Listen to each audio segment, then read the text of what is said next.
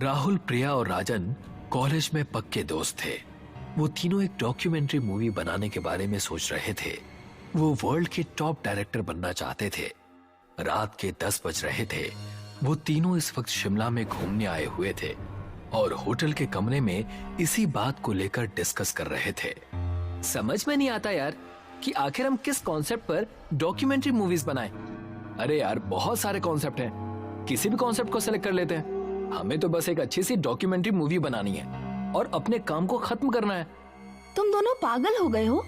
हम किसी भी बेकार कॉन्सेप्ट पर डॉक्यूमेंट्री मूवीज नहीं बना सकते, क्योंकि हमें अपनी ये डॉक्यूमेंट्री मूवीज इंटरनेशनल प्रीमियर में दिखानी है।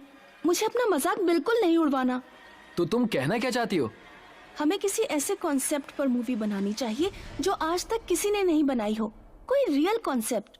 मेरे दिमाग में एक आइडिया है दोस्तों, पर पता नहीं वो आइडिया तुम लोगों को पसंद आएगा या नहीं। अब ये तो सुनने के बाद ही पता लगेगा कि हमें पसंद आएगा कि नहीं आएगा।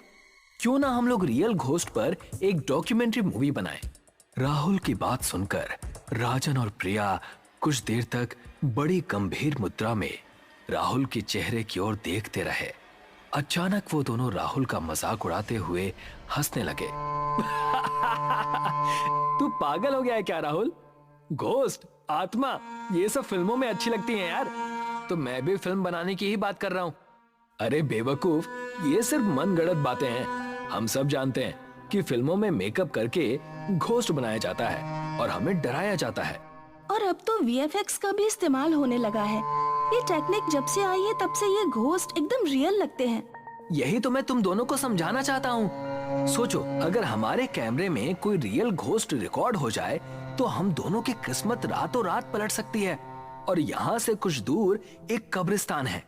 कहते हैं कि उस कब्रिस्तान में सिर्फ और सिर्फ लावारिस लाशें ही दफनाई जाती हैं। उस कब्रिस्तान के बारे में ये बात प्रसिद्ध है कि वहाँ एक डायन रहती है और कहते हैं कि जो भी उस डायन को अपनी आंखों से देख लेता है वो उसे जिंदा नहीं छोड़ती।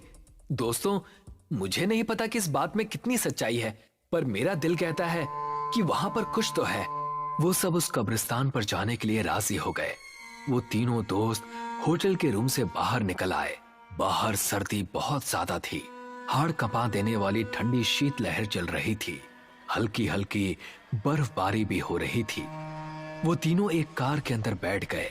राहुल ने ड्राइविंग सीट संभाल ली और उसने अपनी कार की दिशा उस कब्रिस्तान की ओर कर ली। कुछ ही देर में वो उस कब्रिस्तान में खड़े थे। पता नहीं क्यों उस कब्रिस्तान के भयावता भरे सन्नाटे को देखकर प्रिया के शरीर के रोंगटे खड़े होने लगे। भयंकर सर्दी में उसके माथे पर पसीने की बूंदें टपकने लगी, मगर उसने इस डर को बड़ी सुंदरता से छिपा लिया। राहुल ने तुरंत वीडियो कैमरा निकाल लिया।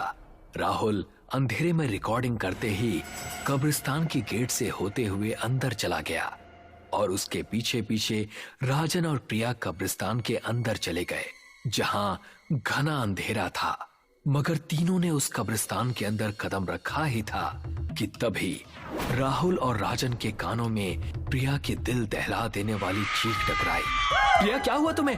तुम चीखी क्यों? जल्दी से टॉर्च निकाल राजन। राजन ने तुरंत अपनी टॉर्च निकालकर जला दी, मगर उसने देखा कि प्रिया उसके सामने खड़ी हुई उन दोनों को सवालिया नजरों से देख रही थी।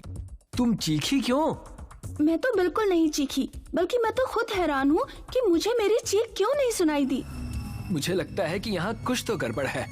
एक तो हमें यहाँ पर खुद लेकर आया और ऊपर से आप बोल रहा है कि कुछ गड़बड़ है। तू सिर्फ रिकॉर्डिंग कर।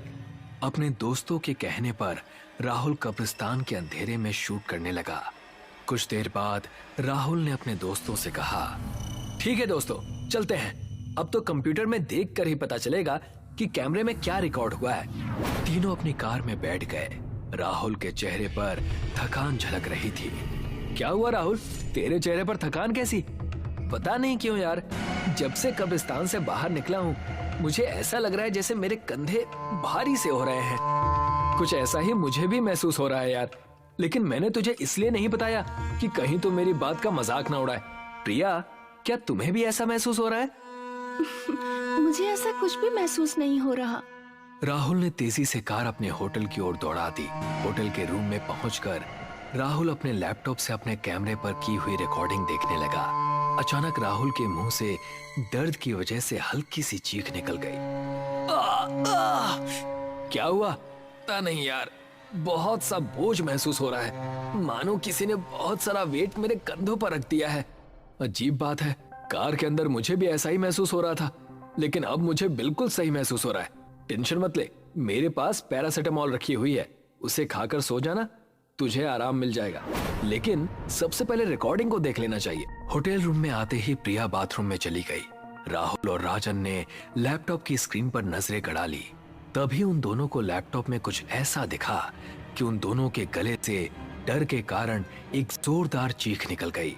उनकी आंखें डर और दहशत से फटी की फटी रह गई। वो दोनों एक दूसरे के चेहरे की ओर हक्का बक्का होकर देखने लगे। दरअसल उन दोनों ने देखा कि जैसे ही वो कब्रिस्तान में एंटर हुए, एक बेहद भयानक दिखने वाली स्त्री प्रिया को अपने पंजों में उड़ाकर ले गई। उन दोनों ने लैपटॉप में देखा कि वो कब्रिस्तान में अकेले नहीं थे। उन तीनों के अलावा कब्रिस्तान बहुत से भयानक दिखने वाली आत्माओं से भरा हुआ था और वो भयानक चेहरे वाले राहुल और राजन की ओर घूर कर देख रहे थे। राजन ने तुरंत लैपटॉप को बंद कर दिया और चीखते हुए राहुल की ओर देखकर बोला, आखिर वो भयानक स्त्री कौन थी जो प्रिया को अपने पंजों में दबाकर उड़ा कर ले गई? सवाल ये नहीं है कि वो प्रिया को उड़ा कर ले गई, सवाल ये है कि फिर हमारे साथ जो प्रिया आई है वो कौन है? तभी राजन शीशे की तरफ इशारा करते हुए बुरी तरह से चीखा। राहुल ने जैसे ही खुद को शीशे में देखा तो उसके भी गले से एक जोरदार चीख निकल गई।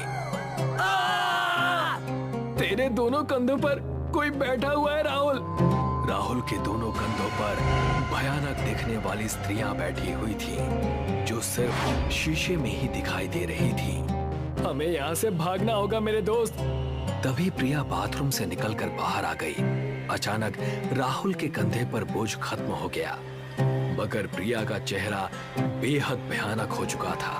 उसकी आंखों की पुतलियां बिल्कुल सफेद थी, लेकिन देखते ही देखते प्रिया एक भयानक डायन में परिवर्तित हो गई। उस डायन का शरीर लचीला था। तभी वो डायन बहुत तेजी से राहुल के ऊपर झपटी और एक ही झटके में राहुल के गर्दन में अपने दांत गड़ा दिए और उसका खून पी गई। उस डायन ने राजन को तो कुछ समझने का मौका ही नहीं दिया और उसने राजन के साथ भी वही किया जो राहुल के साथ किया था। दरअसल प्रिया को तो कब्रिस्तान में डायन उसी वक्त उड़ाकर ले गई थी। प्रिया की लाश तो कब्रिस्तान में ही पड़ी हुई थी। कुछ ही सेकंड में वो डायन हवा में गायब हो गई। अगले दिन पुलिस को होटल में राहुल और राजन की लाश मिली। पुलिस इंस्पेक्टर करण अपने हवलदार से बोला, इन दोनों की लाशों की हालत देखकर लगता है जैसे कि इन दोनों को किसी जंगली जानवर ने मारा है, मगर इस 5 स्टार होटल में जंगली जानवर कैसे आ सकता है? इन्हें किसी जंगली जानवर ने नहीं मारा साहब, ये जरूर उस कब्रिस्तान में वीडियो शूट करने के लिए गए होंगे। कुछ देर पहले मुझे सूचना मिली है कि उस कब्रिस्तान में प्रिया नाम की लड़की की लाश पाई गई है। उसके शरीर को भी चीर फाड़ कर रख दिया है। वो इन दोनों के साथ शिमला आई थी। सारा शिमला जानता है साहब कि वहाँ एक डायन का राज है। तुम ये बात दावे से कैसे कह सकते हो? देख नहीं रहे साहब, सामने कैमरा रखा है, लैपटॉप बंद पड़ा है। जरूर ये दोनों कैमरे में उसी डायन को रिकॉर्ड करके ले आए होंगे। अगर ऐसी बात है तो फिर मैं वो वीडियो रिकॉर्डिंग जरूर देखूंगा। ऐसी गलती मत करना साहब, नहीं तो आज की रात तुम्हारी भी आखिरी रात होगी, क्योंकि वहाँ कुछ तो है। हवलदार की बात सुनकर ना जाने क्यों इंस्पेक्टर करण के डर से रोंगटे खड़े हो गए और फिर कुछ दिन बाद पुलिस ने फाइल क्लोज कर दी।